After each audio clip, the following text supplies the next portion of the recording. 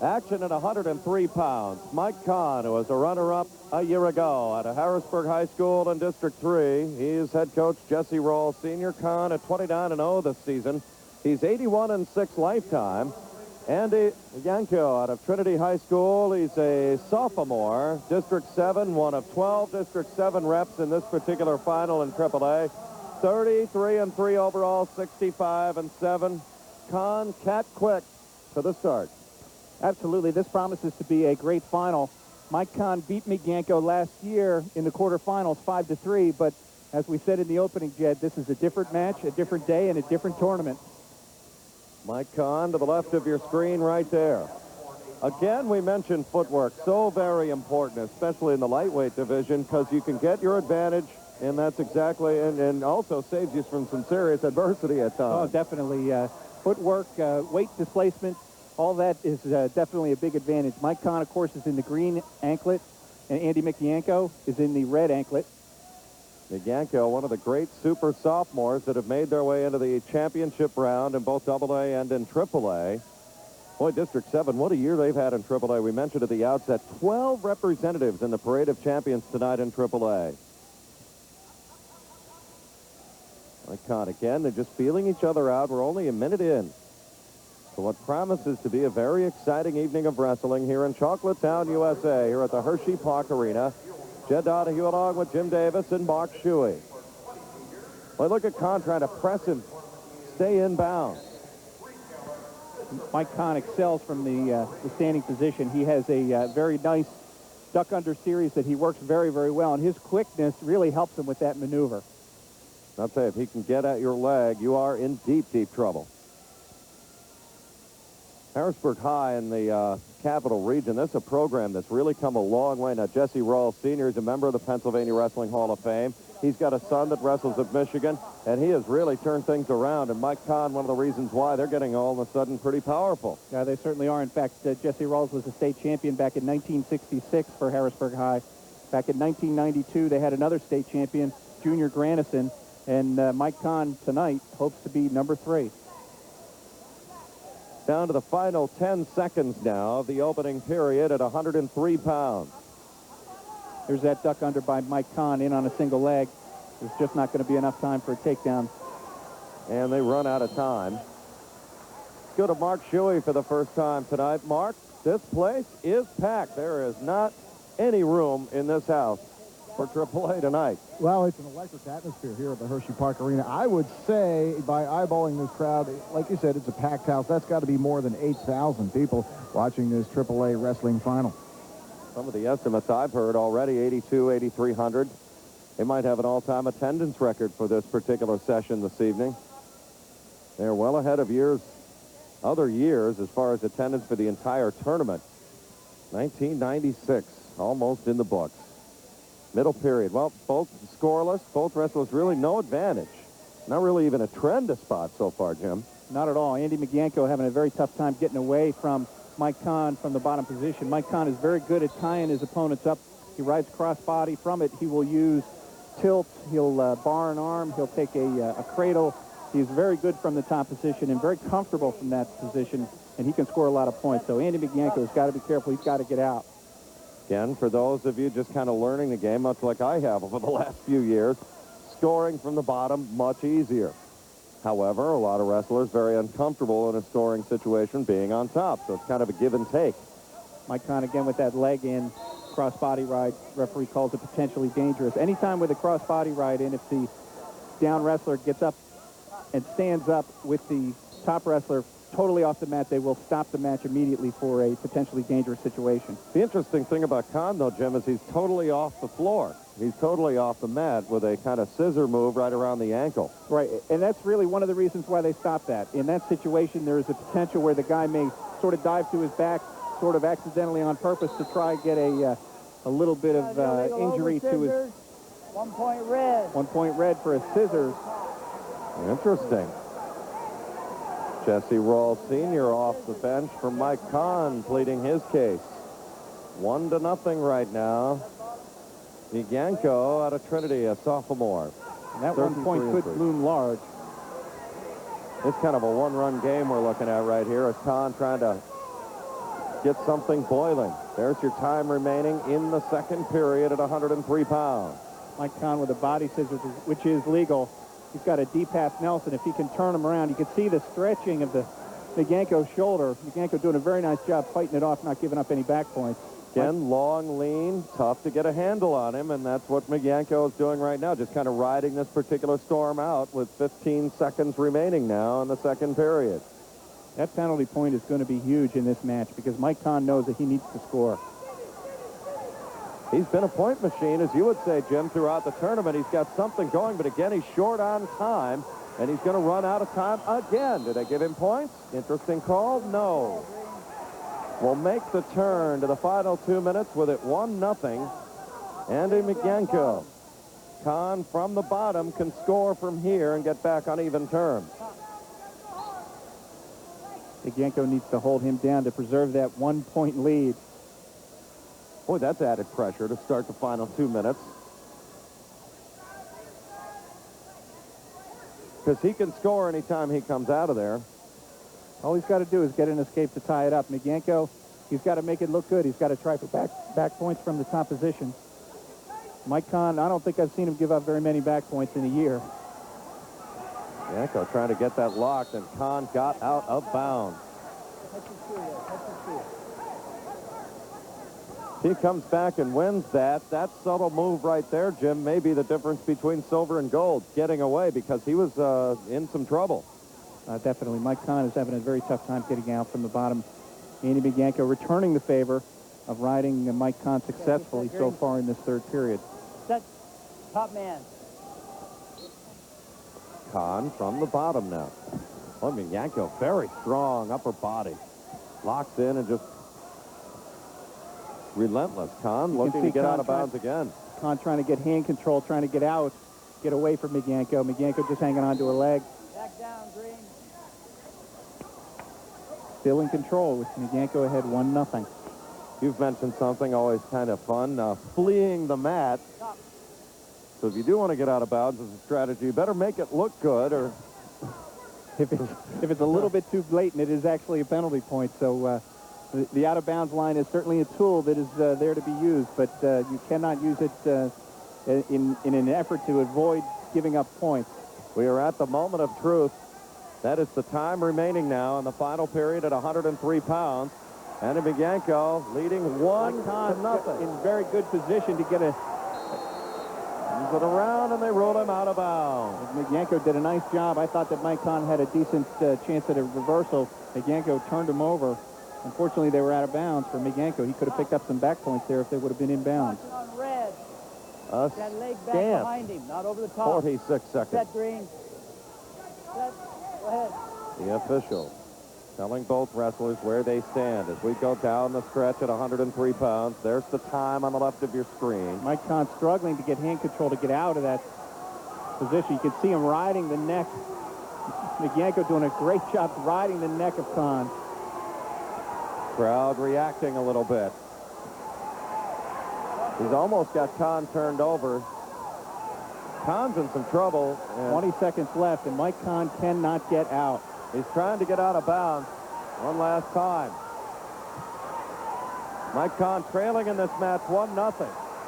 9 seconds left. Mike Kahn turning the table somewhat on Miganko right on the edge of the mat, right at the end of the period. 2 seconds. He Two got points. it done. A 2-point reversal right at the gun. Mike Kahn called it out. Unbelievable. Whoa. Incredible ending for Mike Kahn. See it again, Jim, and again, look at the time remaining on this. Right at the edge of the mat, right at the end of the period. Mike Kahn working for a reversal. It's up to the referee as to whether they're inbounds and whether he has control. Right there's the 2 points awarded. He does have control. He's turning Miganko to his back. Miganko knows it's over. The heartbreak, and yet the exhilaration of victory. Now to 112 pounds. Here are the combatants. Chucky Connor, District 1 senior, Pennsbury. Joe Kiefer, his coach, 41-0. One of 8 undefeated wrestlers in this draw. Brad Mockler to Cannon McMillan. He's only a sophomore, and he is out of District 7, Ken Smith, 38-2. One of the things to quickly mention here is the Cannon McMillan head coaching staff, Tim Macedas, the head coach, and the assistant coach were ejected from the tournament in the preliminary round for flagrant misconduct on a call at their 190-pound match in the preliminary round against Northampton. Rick Umstead, the Northampton wrestler, won a controversial 30-second overtime sudden death escape point, was awarded, and apparently the Cannon McMillan coaching staff did not like the call. They were ejected for the rest of the tournament. Ken Smith has taken over the helm for the wrestlers in the rest of the championships, and he is actually the junior high coach for the Cannon McMillan Junior High. Hey, takedown.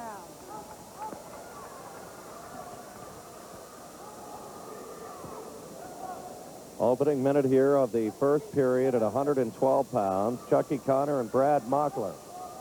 Chucky Connor was a finalist last year. He's got a quick takedown. He was a finalist last year at the 95 championships. He lost to Jeremy Hunter from McGuffey, District 7, who we're going to see shortly at 119 pounds. He lost 9-2 in that match. Connor, the one riding the top right there on your screen in the orange singlet. He's wearing the red anklet, leading 2-0. Cannon McMillan, boy, what a great program they are in District 7. They're some major thunder in that part of the state. What a year they've had. As we've mentioned, 12 finalists in AAA. District 7 is always a powerhouse. And Cannon McMillan usually leads that pack. All fingers, you got it, okay. There's your time remaining in the opening period. Championship at 112 pounds. You're in, you're in.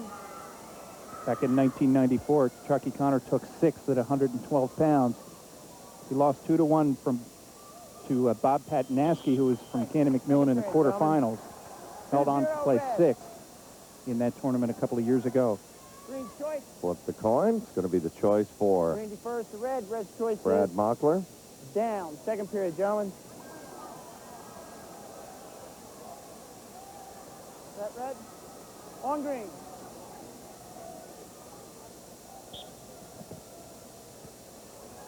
Mockler was ranked 2nd in the state coming into this tournament. Chucky Connor ranked 1st in the state coming into this tournament.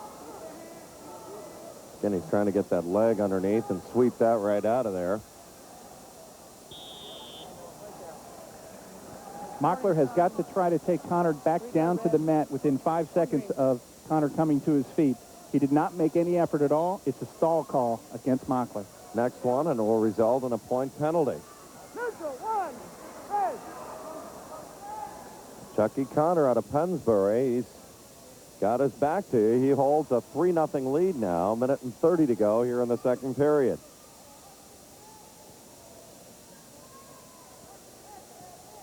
Bout number 743. It all started Thursday morning at 8 o'clock. Last year, the 9th grader Brad Mockler qualified for the 1995 championships. He lost his preliminary bout 8-7 to Brad Freilich from Erie Prep District 10. He was winning that match, but he got headlocked in the final couple of seconds and ended up losing 8-7. It was a heartbreak for him, I'm sure. 103 seconds. There's the time remaining to the left. Up top, 5-0 right now. Chucky Connor. Match waiting to kind of develop a personality.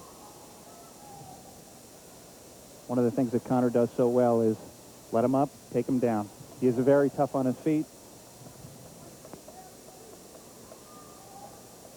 Well, it seems the longer and more wiry the wrestlers are, and we've seen this year in and year out, Jim, the tougher it is really to just get any kind of advantage at all.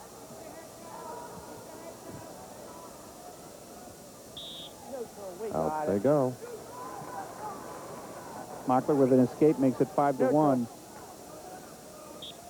Just getting on the board's probably a good thing, because make the turn, you're still around.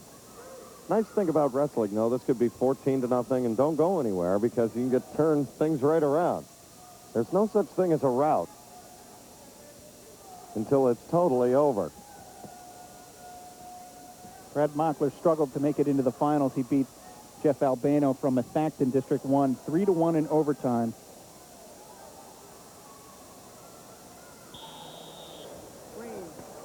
1. Backing up, son. That's a stall warning again, and that's a point for Connor. That'll buzz out the second period. Green, strike. Chucky Connor nearly lost his What do you want, preliminary bout to Chris Kelly from Down, Easton, third District final. 11. Chris Kelly ranked 5th in the state, held Connor to a 2-1 score. 6-1 the score. Set. On grid. Chucky Connor, he's the man to the right of your screen in the orange singlet. He has got the lead by 5 as we start the final period at 112 pounds. Chucky Connor was a 119 most of the year. And I think the fact that our friend Jeremy Hunter from McGuffey is at 119 gave him a little bit of incentive to make the drop to 112 so that he have a better shot at winning the state title. You know, we have talked about that in years gone by, where you can drop or On red. gain weight just to avoid somebody with a reputation and/or a big-time resume like Hunter will. We'll see him next at 119, looking for state title number 4 in a row. Chucky Connor got called for stalling from the top position. He has to work for a fall. The referees are going to nail him. And they don't usually hesitate when they think that somebody is stalling. Each wrestler now working with one stall. Next one on either is a point penalty. Boy, it's late, and this thing is just not generating any kind of energy, this match. 6-1, Chucky Connor. The usual workmanlike statement applies here, at least for now. Boy, Brad Mockler, he's got to get something going, Jim. He really he is has. down by 5, and he is low on time now. Yeah, he really has been just totally dominated. He really hasn't done much of anything. He got one escape, which really Connor gave to him when he let him go. Other than that, he really has not had any offense at all. That's another Now. stall warning against Chucky Connor in the top position. That's a penalty point. That could loom large, because that gets you right back to within 4. On red.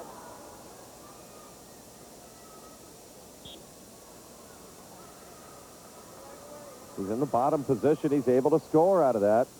But the time remaining, as you see, is just 35 seconds. So he's got to turn and get something done here. And Chucky Connor really is just riding from the top position. He knows he's got a comfortable lead. He knows that the clock is running down pretty quick. He's just going to kind of hang on as long as it takes for him to win his state title. Chucky Connor holding on. Stalemate, gentlemen. Stalemate. Down green. That'll stop the clock. Stalemate.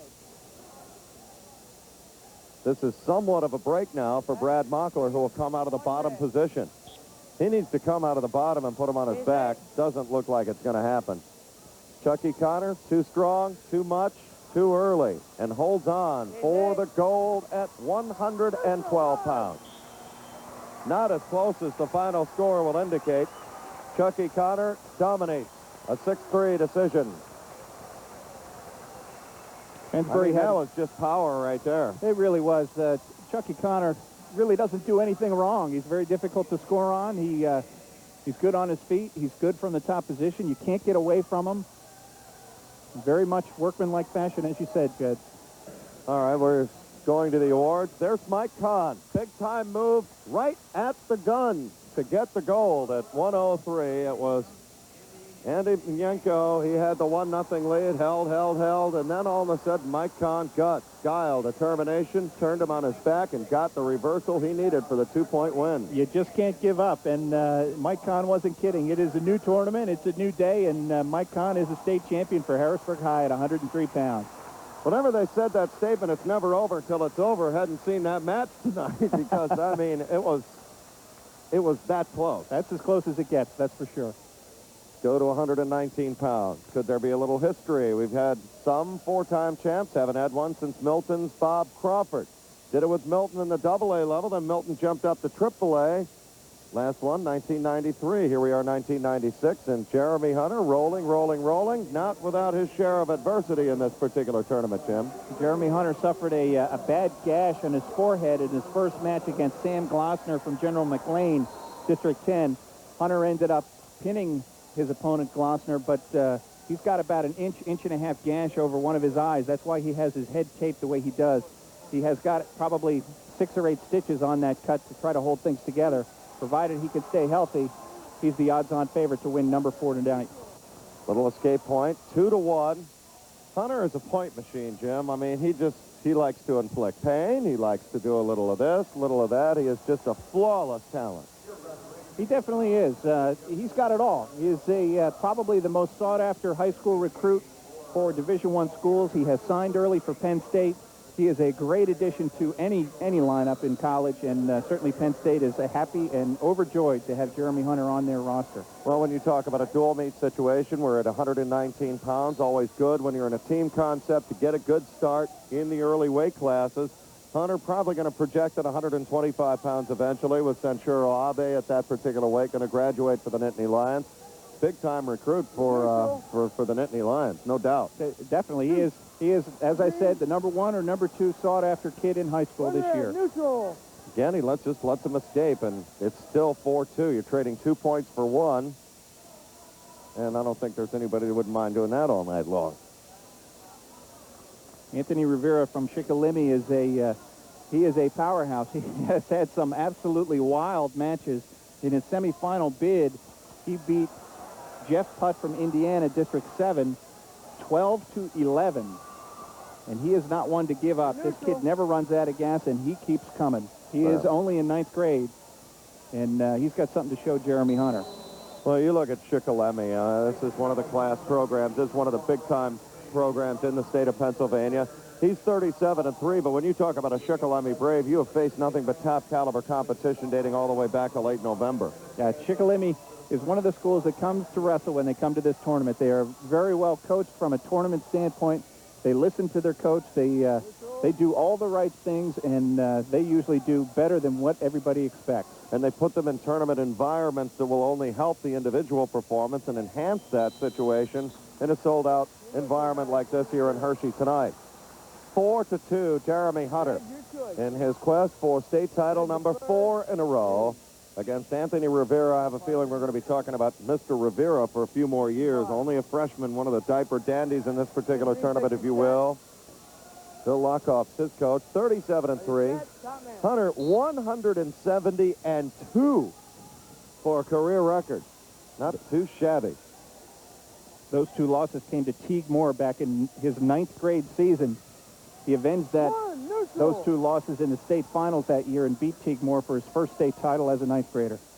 Teague Moore has ties to another 4-time champ, that being brother Ty Moore. Rivera had an excellent Mannheim Christmas Tournament championship run this year. He emerged as the Mannheim champion. Shikellamy, part of that District 4. All kinds of great programs in District 4. Oh, Rivera. He's trailing 5-2, but making some things happen. Now the crowd getting involved. Sometimes this crowd will get behind the underdog. They know who Jeremy Hunter is. He's no stranger to this particular palace. 1:10 to go here in the second period. It's 5-2. Jeremy Hunter out of McGuffey. Rivera will not let up. You can count on that. The kid never runs out of gas, and he is usually in every match. One thing about Shikellamy wrestlers, want to look upper body, they've got it. Rivera just a freshman, but you can see the development already. Jeremy Hunter is an outstanding freestyler. He was a 1995 ASICS Tiger Junior National Champion at 114.5 pounds in Greco-Roman. He's also a runner-up in the freestyle championship. And who did he lose to this year? Teague Moore from North Allegheny in the finals of that championship. Teague Moore, he's getting his head in a lot of different things here. There's your time remaining. Jeremy Hunter in the green, leading 7-2. We count down the final seconds of the middle period. Looks like Jeremy Hunter's just going to kind of ride it out right now. He's trying to wear his opponent down a little bit. I don't know if that's going to work on Rivera. One thing as we go to Mark Shuey is that Jeremy Hunter has now won everything at 119. Mark, he has been in some different weight classes in his particular state title run to gold. Well, that's right. Jeremy Hunter has won 2 state titles at the 103-pound weight, and last year he won at 112-pound. This would be his first title at 119. Start of the third period. I think really Anthony Rivera at 7-2. He's still very much in this particular match. Clearly, he's given Hunter his toughest match so far in the tournament. Hunter pinned his first two opponents, beat Brian Green from Hempfield, District 7, 11-3 to make it into the finals. There's 2 more points for Hunter. You mentioned just a point machine, and he does it in subtle and loud fashion. That was a subtle kind of reverse move. Now he's got a good half Nelson on it. He is very tough with that position, but again, he's very comfortable on his feet. He's going to let Rivera go and try to take him down again. He's so strong. You just can't lock an arm on him because you mentioned the leg speed, and he's always grabbing at something, trying to give up the advantage. There's 2 more points. And Jeremy Hunter's going to turn this into a takedown contest. That's his 4th one already. They're spinning around. Another 2 points. 13-4, and all of a sudden you look up and you're down 9 with under a minute to go in the match at 119 pounds. Jeremy Hunter in control. The escape point makes it 13-5. There's time remaining in the match. There's a quick fireman's carry. He's going to get some back points with this one. So the meter's running big time. He's got it locked up pretty well. If he can get perpendicular, you can see Rivera sticking his leg out trying to stop him from getting perpendicular to him. The freshman from Shikellamy is learning. He'll be back next year. And he's a lot older than he was 6 minutes ago. He learned a few things. Oh, he definitely learned a few things. This is one of the great ones, folks, at 119. And Jeremy Hunter, he has won 3 different weight classes now, twice at 103 pounds, last year at 112, and 12 seconds away from running the table at 119. There's the score, leading by 13 now. Make that 12. Even the scoreboard operator couldn't keep up with that fireman's carry. They're just going to run out the clock now. Great tournament, though, for Rivera. He has nothing to be ashamed of at all. Oh, certainly. As a 9th grader to make it into the state finals, that's impressive. They're on their feet. The McGuffey following that came here to see their 2, and a standing ovation for Jeremy Hunter. It doesn't happen often, but a little bit of history here in Hershey. Jeremy Hunter becomes the 9th 4-time state champion in Pennsylvania state history. Mark Shuey, what an impressive performance by Jeremy Hunter. And Jeremy Hunter is running up into the stands in the direction of the McGuffey faithful. And he's going right into the stands immediately after shaking his opponent's hand. Jeremy Hunter. You don't duck anybody, and here's this big-time move that wrapped it up. This put the exclamation point on it. It was a beautiful, picture-perfect fireman's carry. He does it fast enough. He can get in tight on Rivera, hold him there. You can see him looking at Rivera's back. He knows he's got back points. There's the referee counting the back points. He's trying to get perpendicular to get better position. Rivera doing a nice job tying him up. And Anthony Rivera goes, oh, my, this is not where I wanted to be. Where you want to be, though, is the medal stand. We go there now and look at 112 pounds. Chucky Connor out of Pennsbury. You talk workmanlike effort. This guy is strong, and, I mean, he just rode that whole thing out. Got the lead and threw the key away. He is very difficult to score on, and that's really his claim to fame. Pennsbury, he's 42-0 now. Came in as one of 8 defeated champions. So far, the 3 that have wrestled have moved on to gold, and there's one of them right there, Chucky Connor at 112 pounds. Go to 125 pounds. Bob Loper, District 10 senior, Erie Cathedral Prep. Ed Honorato, 37-1. He's 104-11 overall. Bob Petneski, he's out of Cannon McMillan. Another one there. He's a senior, District 7. Ken Smith, his coach. Today, that is. He's 40-1. He's 141-27 overall. And again, this is another one of the Cannon McMillan wrestlers who is without the head coach, Tim Macedas, who was ejected from the tournament for flagrant misconduct. You mentioned, too, and I think with Coach Macedas and everything, and regardless of the incident, we look at the wrestlers and the intensity involved, but the coaches are very much involved from an emotional standpoint, especially when you get to this far with a young man. You live the whole thing through as well. Definitely. I think that everybody in the stands really felt for the coach at during that match with Cannon McMillan in Northampton in that preliminary round at 189 pounds. And quite frankly, I think that if any of us would have been down there, I think that there would have been a lot of us that would have been ejected from the tournament for that. Minute 15 left here in the opening period. Championship at 125 pounds. Seems like District 7, every one of them. Bob Patnaski from Candy McMillan wearing the green anklet. Rob Loper from Erie Cathedral Prep in the red anklet. Loper with his back to you right there. There's the time remaining in the opening period. Every nook and cranny here at the Hershey Park Arena is spoken for this AAA final. Rob Loper placed third last year at 119 pounds. He's up at 125 pounds this year. His only loss was to Teague Moore, 5-0 in that 95 championship. Who's Teague Moore not beating this? What I want to know after this last three that we've been through. Here's a quick takedown by Rob Loper from Erie Cathedral Prep. Solid program with Eno Naredo. 37-1 is Loper coming in. Let's go, gentlemen. Let's go work something. Let's go. Again, we've mentioned this from time to time. You love the official when he gets verbal with you, and you know exactly where he stands. Got a talkative one here at 125. You say you really like that as a wrestler, Jim, because then you don't have to do any guessing games. That's part of the thing you can eliminate. It's tough enough out there. Well, certainly there are some gray areas from the rules interpretation standpoint, and each referee has a different spin on things. It really helps to have a referee who's going to let you know where you stand and exactly what he thinks is going on as far as the match is concerned. Escape point creates a pretty even match. It's 2-1 right now with Loper in front. Bob Patnaski came to this tournament as the Southwestern Regional Champion with one loss. His loss was to Brian Snyder of Easton, 5-4 in overtime at the Mannheim Holiday Tournament.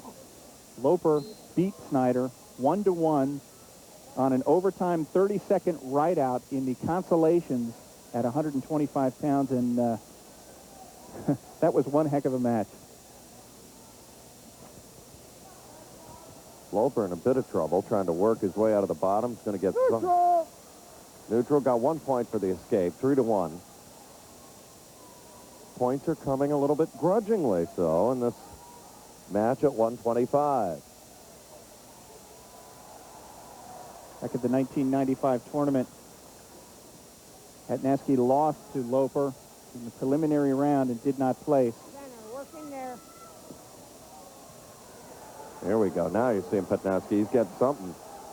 Loper has Boiling. that whizzer in. He's got bad position. You can see him, Patnaski pulling him right to the center of the mat, which is a thing to do.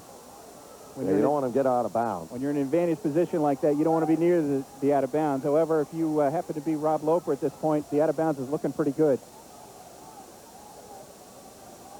You also don't want to create a dangerous situation there or a dangerous move, and thereby the officials step in and kind of break off your advantage. He seems to have weathered the storm pretty well, though. Loper, that is. There go the points. Now we're tied at 3. Bob Patnaski back in 1994 placed 5th at 112 pounds at the state championship. Neutral. And back in 1993, he placed 5th at 103 pounds. Loper with the escape. 26 seconds remain, as you see, in the second period. 4-3. They move the action along. There is no rest for the weary out there. They started at 8 o'clock in the morning for the semifinal round, and if you make it to the title tilt, you're back that night. These guys wrestled the match of their lives at 8 o'clock sharp. Yeah, sometimes getting out of the semifinals, there's so much intensity. A lot of people go, oh, let's see pins in the finals and everything else. But, you know, the reason they're in the finals is because these guys don't spend much time on their back giving a weather report or telling you how the ceiling looks. This is the creme de la creme the state has to offer. You're looking at it right now at 125. Well, 2 minutes to go as we make the turn into the final period. And Bob Patnaski will go out of the bottom. Easier to score. We'll see. It's 4-3 right now. Rob Loper holds on by 1. The escape, and we are tied. Rob Loper confident on his feet. He just let him up to tie it up 4-4. Is that just something they teach anymore, Jim? It's just more or less this neutral position? I mean, it seems as though this is every wrestling match that we see, everybody is more confident on their feet. That's a real nice duck under to a double leg. He's got Petnasky in trouble. He's going to give up back points. Lots of them, too. Meters running. He's got 3 back points coming. Now it's 9-4. That's a 5-point move right there. That is a big, big move, especially with 1 minute and 20 seconds left in the final period. Now back to my original question about the neutral and standing position. It seems as though that's where everybody's most comfortable. Oh, definitely. These guys, when they get to this level of competition, everybody wants to wrestle on their feet. That's where they usually do their best scoring. It's possible they could take somebody down to their back, as Rob Loper just did to Bob Petnasky. And that's what they're looking for. They're looking for the big moves where they can score a lot of points. There's still a lot of time left for Bob Petnasky to get it done. He's trailing, though, 9-5. Petnasky in on a single leg. He's got a 2-point takedown coming. Boy, that's going to get him right back in it now. 9-7. And he's going to let him up and try to take him down again. 10-7. Time remaining in the match. Pretty good one at 125. Now you feel the sense of urgency. There's a big 2-point takedown right there for Rob Loper. Rob Loper hit a real nice throw by. There was nothing that Petnasky could do. That's 2 points, and that could be too much for Bob Petnasky. You see him slap his hands together. Another Okay, you got it. tie the shoe. Ready, let's go, guys.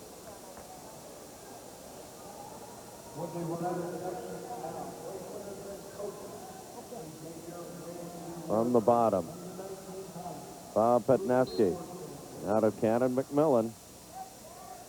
With a 5-point move, that was just huge. And then he got the takedown. And out of bounds, 1 point. Whoa! Right in front of Mark Shuey. Mark, 3rd and 5 down there, right in front of you. Yeah, this is a little too close here. These guys are going at it hot and heavy. There's only 12 seconds left in this 3rd period, and this match has really heated up in the 3rd. There's a starting caution. Well, if you got a 5-point move in the bag with 10 seconds to go. He's got to do it now if he's going to do it at all. He is low on time and looks as though Rob Loper holding on for the win and gets it done at 125. Very excited Rob Loper from Erie Prep. 12-8 the final.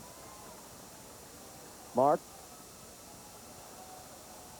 Turned in the 3rd period when Rob Loper, at the minute 30 mark, got 5 back points. And then with 24 seconds remaining, Rob Loper recorded a huge takedown. Final margin of victory, 12-8. Rob Loper is the winner. Mark, this is a little different than some of the other award ceremonies. This is a 4-time champ we're looking at right there. A 4-time champ, a rather exclusive category Mr. Jeffrey Hunter is a part of. In fact, Jeffrey Hunter just got down from the stands in order to join this ceremony here that they are honoring him with the gold medal, his 4th.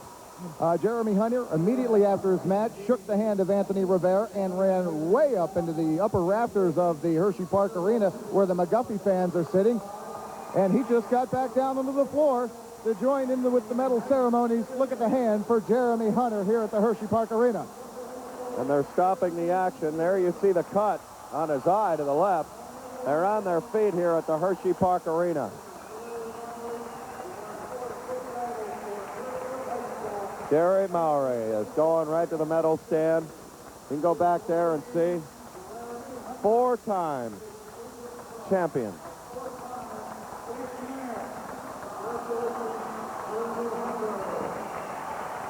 Other coaches are on their feet. There's the McGuffey crowd that came here.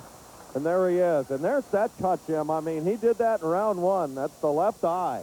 Or his right eye, rather. Our left on the screen. Ouch. Ouch. Ouch is right.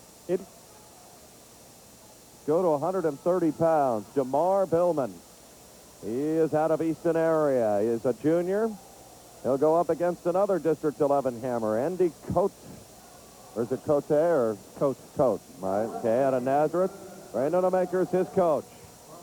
Billman, 37-2. Jamar Billman is in the white uniform with the red anklet.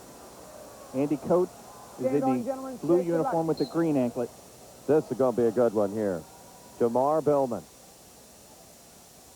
Mark Shuey has an interesting story. We'll get to that about the Easton program. They are the team leader, Jim, heading into the finals tonight. Easton High School ranked #1 in the country this year. This is one of the reasons why.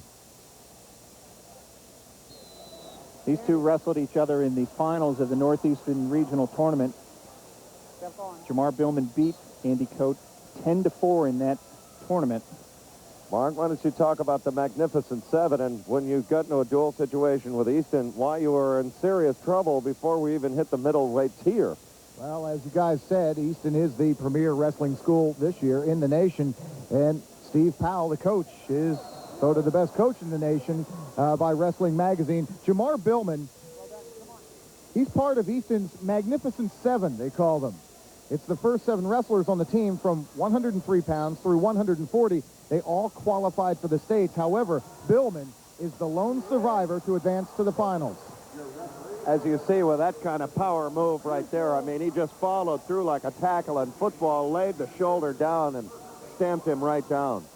Jamar Billman is excellent on his feet. He does everything right. He's usually not in bad position.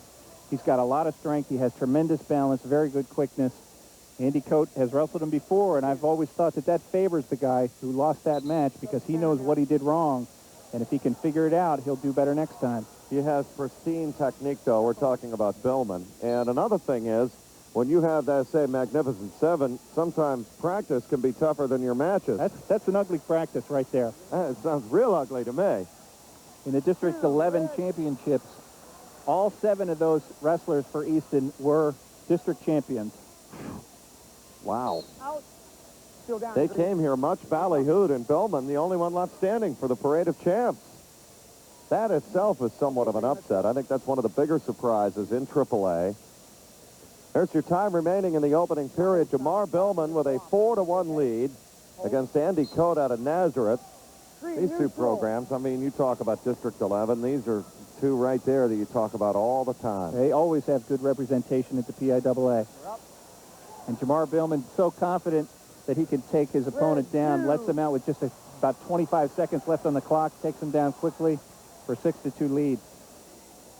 Final seconds ticking away in the opening period. 6-2, Jamar Billman out in front.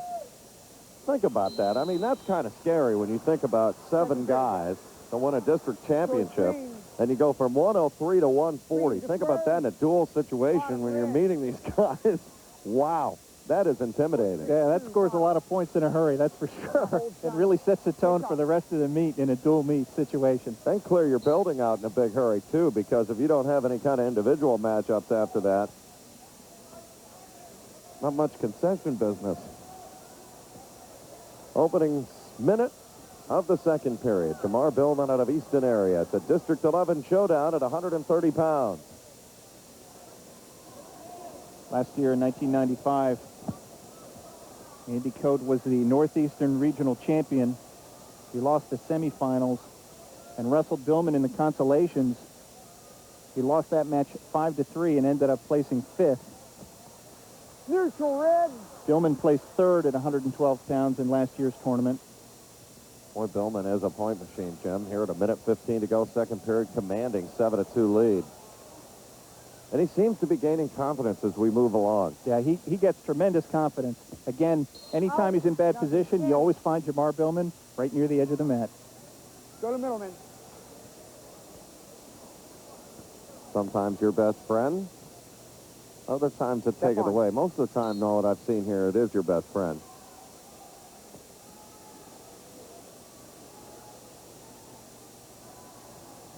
I tell you this all the time. I cannot believe these two guys are 130 pounds. You look at their physique. You look at where are they putting it? You mentioned there's a 1 pound allowance.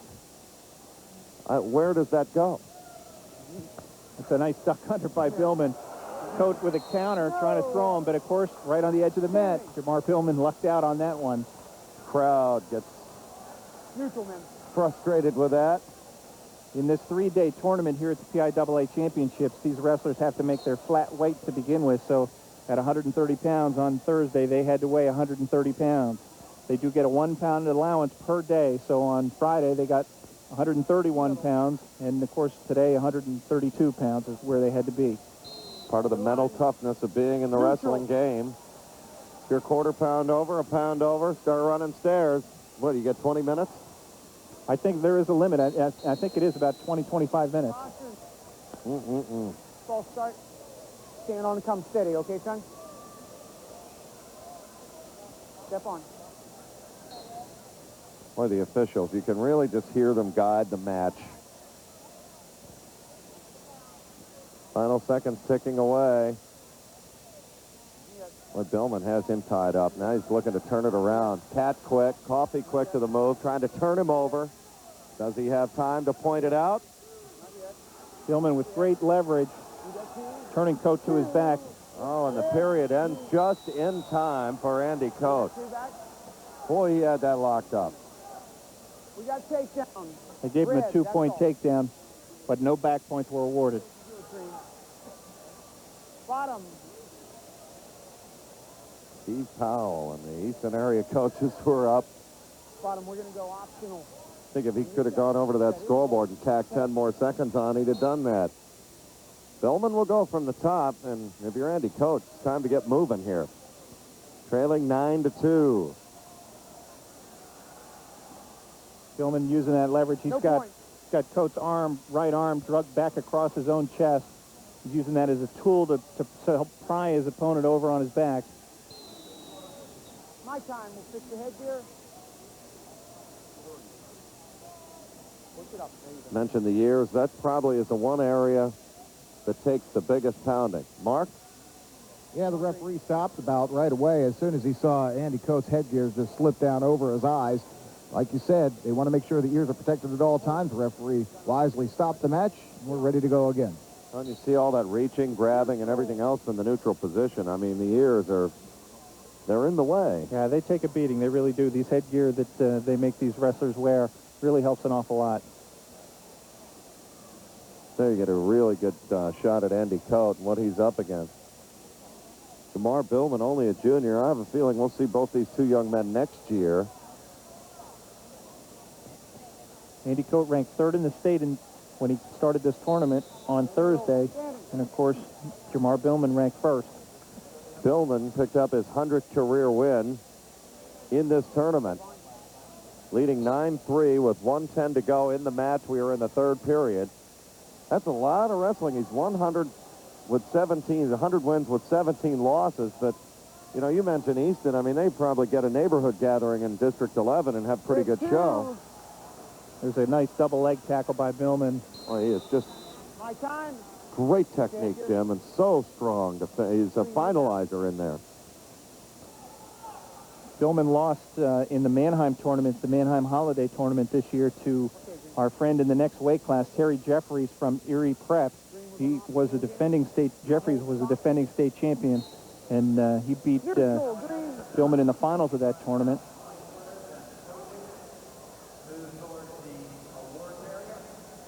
Jamar Billman, unless he makes a huge mistake, looks like he's going to strike gold here at 130 pounds. Well, the Magnificent Seven, this is the one guy left.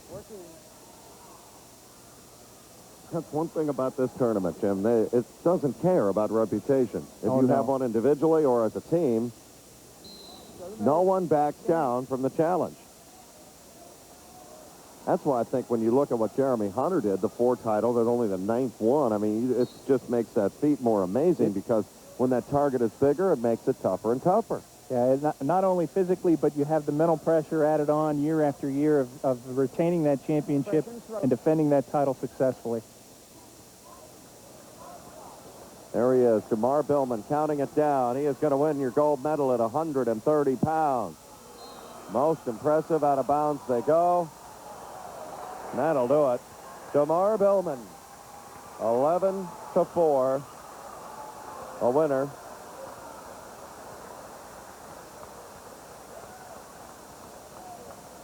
Let's go medaling at 125. Rob Loper, a 12-8 winner against Bob Petneski. Erie Cathedral Prep gets their first titleist in a while at 125. And that big 5-point move really saved the day. It was a very, very close match until that 5-point move happened. And Rob Loper is the champion, Erie Prep, District 10, 125 pounds. You talk sportsmanship. They embrace right there on the medal stand. They know they really empty the tank for one another. And, you know, we always mention this. all the time. There are no losers. You get this far into the game and you get to Hershey, you are a winner. Only one can win, but, oh, it's just incredible competition just to get here. 135 pounds. This is going to be an interesting look. Sean Shapert out of Shaler area. Rick LaFerriere is his coach. He's 37-1, 94-33 lifetime. He is a senior out of District 7. Terry Jeffries, District 10, senior as well. Erie Cathedral Prep. Teammate of Rob Loper, who we just saw getting a gold medal. Ed Onorejos as coach. 37-0. One of 8 undefeated wrestlers in this particular part of the draw on the Parade of Champions in AAA. Terry Jeffries is a defending state champion from 130 pounds a year ago. He is extremely quick. However, he has not looked good. He has struggled to make it into the finals.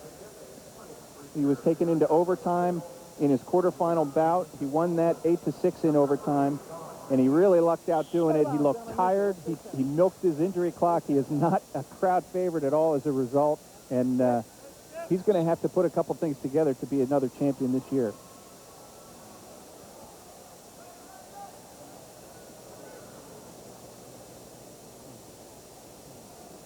Sean Shapert from Shaler area, District 7.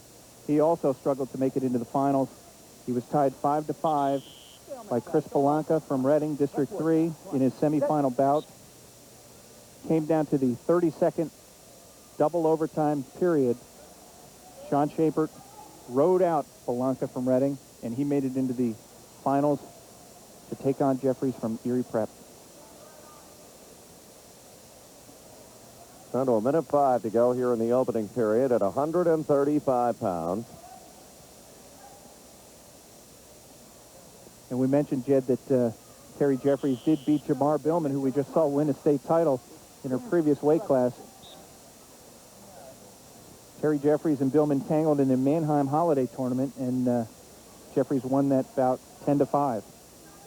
Oh, a quick hip toss. Terry Jeffries in a lot of trouble, gives up just a 2-point takedown. It could have been much, much worse. Sean Shapert wrestling very well. He is wrestling the defending state champion. He has nothing to lose. And there's a quick stalling warning on Jeffries. Jeffries in the bottom area right now in deep, deep, deep trouble. One of the things this crowd is going to be on Terry Jeffries about is stalling. He has been doing it the last couple of matches, and like I said, Jed, he has not looked good. He has looked very, very beatable.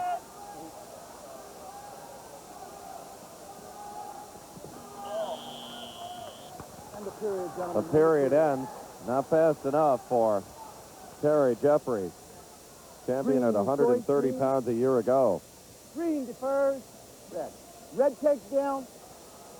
Red, you're ahead 2-0. You're down 2-0, Green. Don McKee, the referee, as you hear him.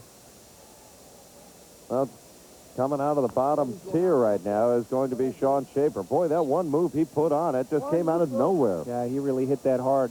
And like I said, Terry Jeffries, very, very fortunate to get off his back in a hurry. Did not give up any back points at all on that quick move by Sean Shapert. He's still alive, gives up the escape. It's 3-0 Sean Shapert. Sean Shapert has both of Jeffries' arms locked up. It's a good dominant position for him to be in. He has one arm that he can reach in and try to grab a leg, and Jeffries knows that you can see him trying to back out away from that. What a great camera angle. There's going to be another stalling call or right on the edge of the mat. No stalling call, just the first warning in the first period against Jeffries.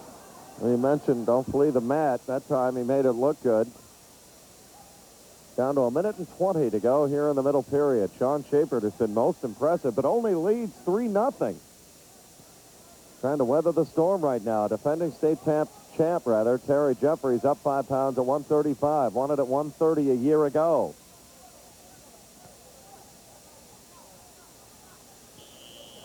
No, we're coming way out here. No, I'm stopping right here so we don't go out. They're going to go back out of bounds. No call there, son. No call there. It's interesting, Jed. The crowd really turned on Jeffries when he won his overtime bout against Brian Olenek from Hazleton, District 2, in that overtime 8-6 score. Got caught in a near cradle, but got out for a takedown. And Jeffries did not fare well as far as the crowd was concerned, returning state champion or not. And you can hear the crowd booing him already. Shaper trying to get a hand underneath. Here's another stalling call, and that's a point for Shaper. Yep.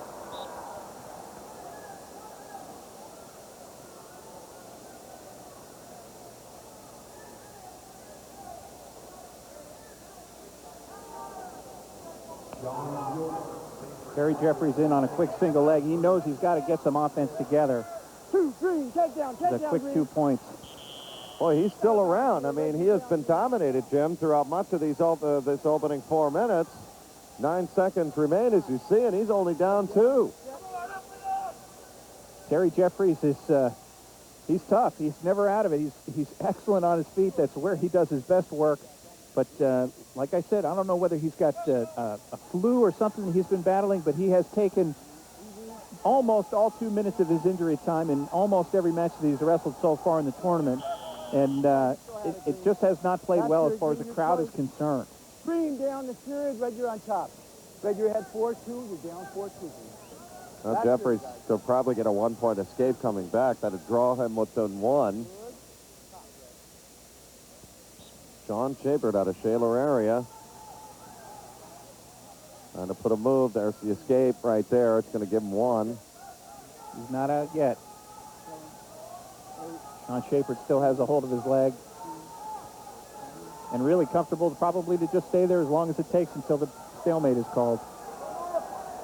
Now the crowd beginning to... Stalemate, gentlemen, we're not improving this. Red, you're still up, you're still down. We got to try to improve, guys. Green, get set. Good. Red, top. Terry Jeffries with a quick shoulder roll. Going to hold him. Sean Shapert did a nice job throwing his leg in, held him there just long enough to get a couple of near fall points. That is huge. 4-point lead now. Final period. Sean Shapert. Terry Jeffries just doing a simple shoulder roll. Sean Shapert had the right idea. He threw his foot in real quick, put a stop to it. Got 2 quick back points. Boy, the 2 moves he's put on. 1 in the opening period and 1 right there. 2 takedowns, 4 points, leads at 6-2. That's the difference in this match thus far. And I mean, he put him on in a hurry. He did. Right on the edge of the mat.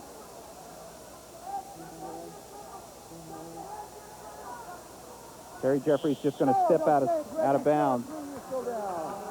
There's Jeffries. Green, you down 44, gentlemen. He's got 44 seconds left to defend his state title. He still has plenty of time. There's that move again. Quick shoulder roll. Jeffries not quite out yet. Trying to get out of bounds. Dragging him over there. Look at that. Mark, you're over there, and I mean, he's just dragging him over.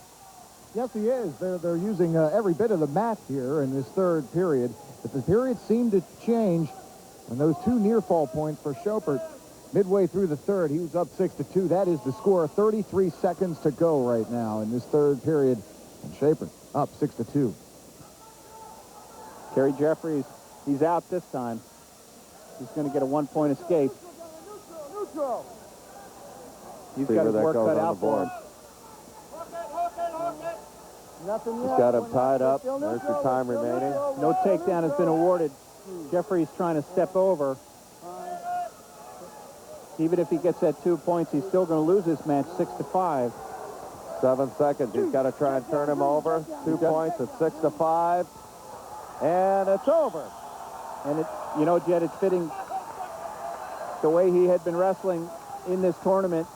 Really, it was that 1 stalling call, the 2 stalling calls, the 1 stalling point that was awarded to Shapert in the match that cost Terry Jeffries his 2nd state title. One of the Magnificent 7 and the only one to survive and get it all the way to the gold medal round. Jabbar Billman, tough as nails. He was a 3rd place finisher at 112 pounds. He's up at 130 pounds this year. Easton, what a program they have. #1 ranked team, high school team in the country. Jamar Billman, our champion at 130 pounds. And Easton far out in front in the point standings, team-wise, here at the AAA level. There you see him getting his gold medal, Jamar Billman. The only one to survive of the Magnificent Seven, but they are just that. You play them in a dual meet situation, you've got your hands full, needless to say, from 103 to 140. Speaking of 140, we go there now. Robbie Weichel, Bellefonte Area District 6 senior. Fran Johnson, his coach. He's 34-2 this season, 108-14 lifetime. He will go up against Brian Burrows, District 7. He's a junior. Hempfield area, Bob Gordon, undefeated at 38-0. He's 106-13 lifetime. Jim, this expects to be a close one. It certainly does. Brian Burrows from Hempfield, District 7, ranked first in the state at the beginning of the tournament. Rob Weichel excelled exceptionally well in the top half of his bracket. He entered as a Northwestern Regional Champion. He was ranked 6th in the state before the tournament started. He's in the finals against Burrows, and this promises to be a very, very tough match. Look at the scratch right there. Wow. That's ugly. We're not kidding.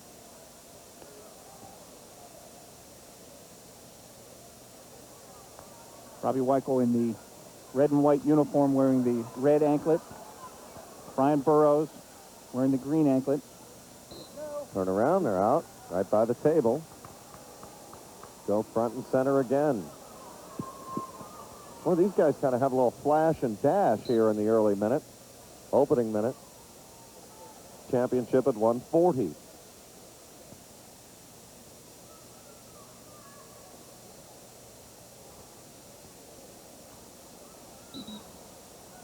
Still no score. In the 1995 state championships, Burrows ended the tournament as a Southwestern runner-up at 130 pounds. He lost his quarterfinal match to Justin Hoff of Nazareth, District 11, 5-1. He did not place in that tournament. Okay, takedowns, guys. Come on, takedowns.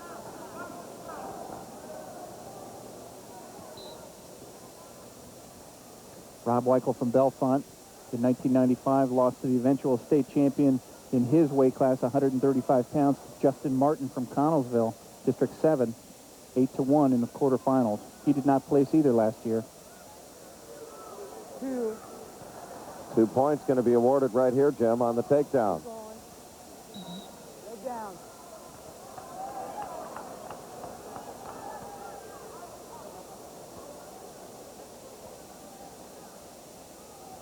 Stay set now. Wait for the whistle. Brian Okay, Burrows Tom. got a quick takedown right on the edge of the mat.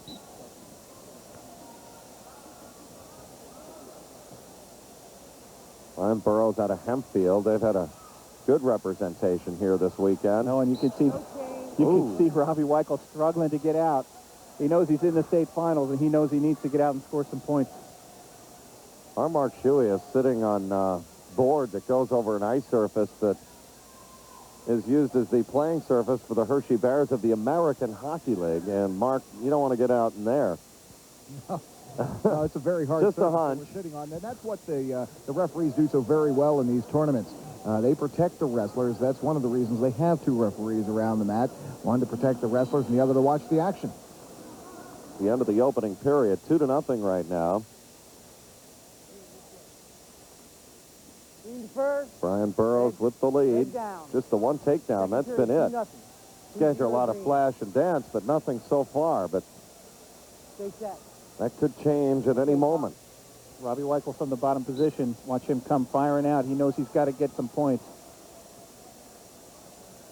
Well, it's not going to be easy, though, as Burrows is burrowing him under.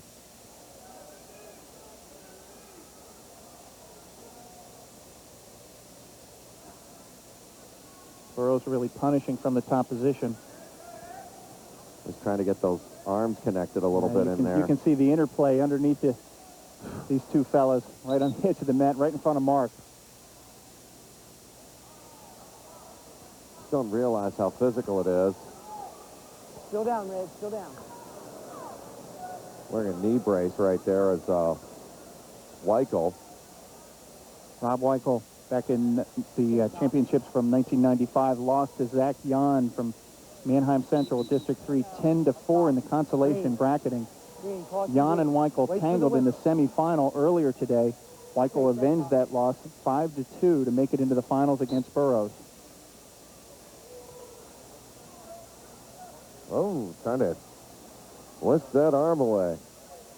There you can see the frustration, the anguish, the energy exertion. And as soon as Weichel gets to his feet, Burroughs is all over him, trying to keep him down on the mat. Keeping that arm, twisting it around. Got to be careful what you can do with that arm. I mean, you just cannot move it around in front and twist it around at will. Now although they have... you can see that elbow of Burroughs digging into Weichel's back. He's getting as much leverage as he possibly can on that move. That doesn't feel good. No, you can see him wince. That's one of the reasons why you lift weights, so you don't have that happen to you a lot. That is kind of a motivator sometimes, that kind of pain. It does kind of, as you would say, sting a little bit. Stay top, wait for the whistle. That's the subtleties of this sport. Where do you get the advantage? It's the things you can't really see from the stands or even see on the screen. You can from this. You can see the anguish. There's an escape point. Burroughs, in an effort to try to pick up some back points, got a little bit high, and Weichel's out. Scored 2-1 now. Push. Look at the headgear flying off today. Let's go, takedown.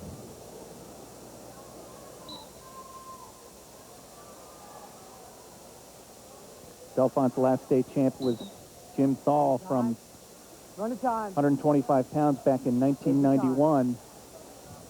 Rob Weichel would like to be another man listed on that roster from Belfont High School, District 6.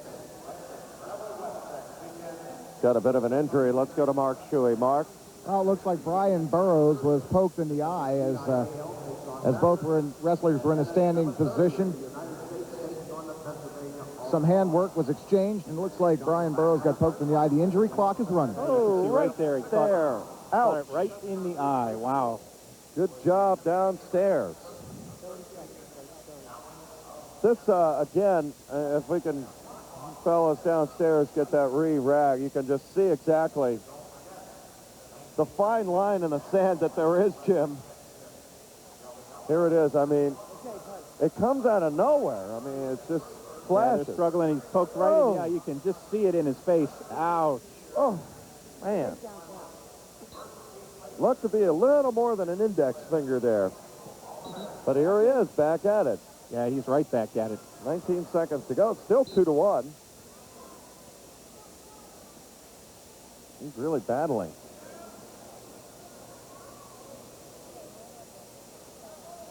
This has been one brawny scrum so far.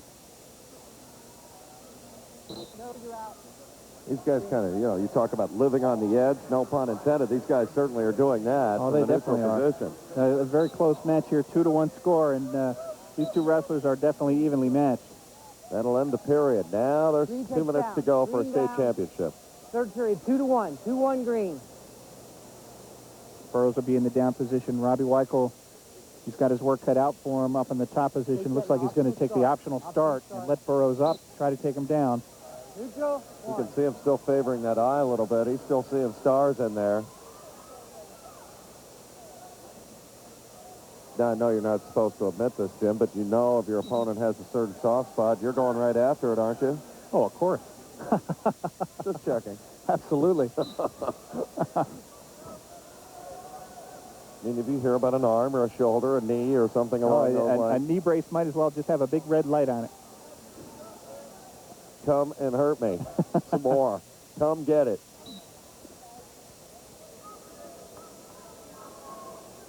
Well, Mark, let's go down to you. You're seeing this Matt's side. Well, these guys are going at it from the opening gun.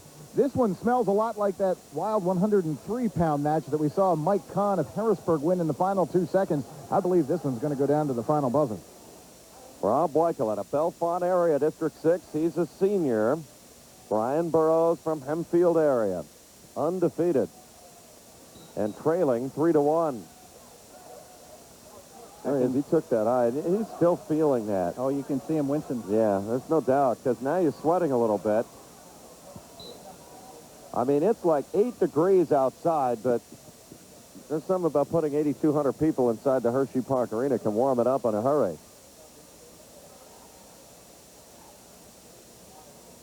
And Robbie Weichel knows he's got to get a takedown here. He's got less than a minute to do it. Oh, great move by Weichel. Whoa, right to the wooded area. Spin around, and they're not going to give him any points for that one. Referees called it out of bounds. But Burrows had 2 points all locked up with the exception of that out of bounds line, which, of course, Robbie Weichel right there anytime he's in trouble. Crowd reacted momentarily to that. One of the things about the out of bounds is both supporting points of if one supporting point of each wrestler is out of bounds, the wrestlers are considered to be out of bounds.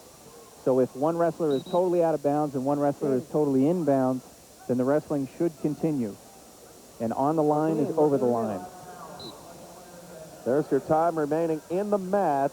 Championship at 140 pounds.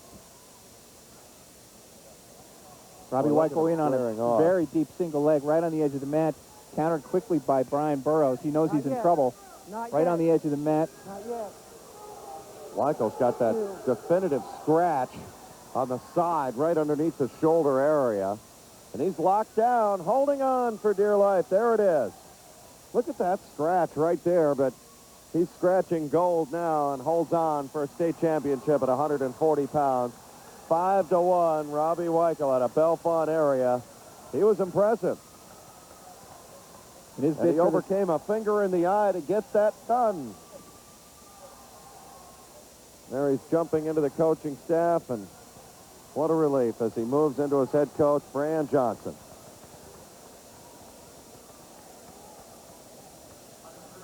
Burrows, rather, winning at 5-1.